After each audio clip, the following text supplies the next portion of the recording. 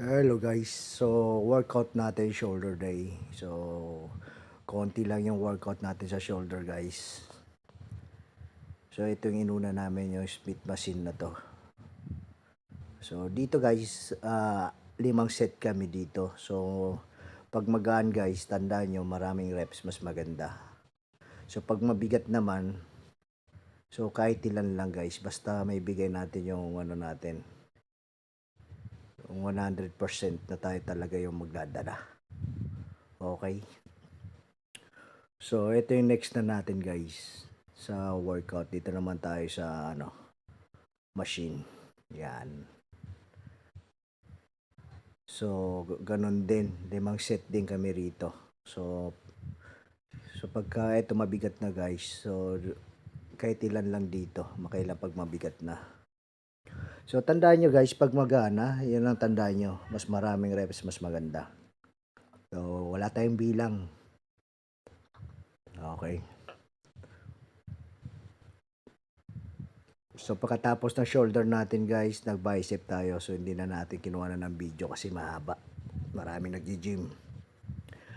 So dito guys, ito lang kinuhanan ko yung program ko sa shoulder. So konti lang yung program natin guys ha.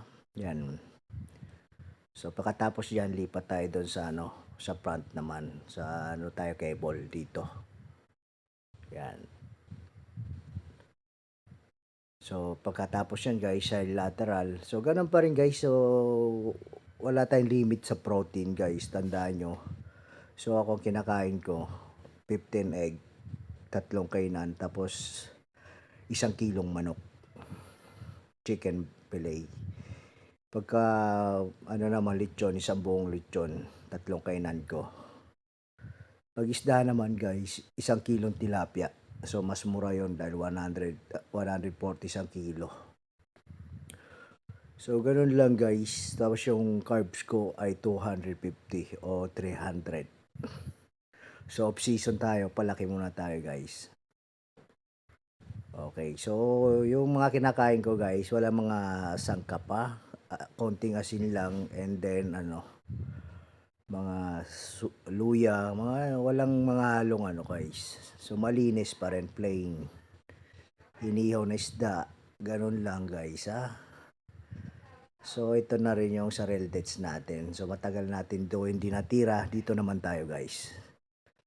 So dumbbell tayo. So pagkatapos yan guys, nag-traps kami, traps naman. So hindi ko na nakuha na ng video yung traps natin.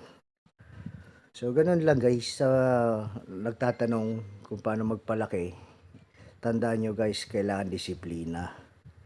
So hindi tayo mapapalaki ng workout lang at saka supplement. So pag pinagsabay-sabay nyo yung disiplina at yung supplement at yung workout na maganda, doon kayo lalaki guys sa pagkain. Number 1. So eto na guys, yung natin, nagbaras ako kasi tapos na. So yun lang yung workout natin. Pagkatapos yan, baras ako. So magaling na yung shoulder natin, yung injury. So nakakabuhat na tayo ng mabigat. So ganun lang guys, sa followers natin, salamat sa inyo. Yung mga nagchat-chat sa akin. Thank you.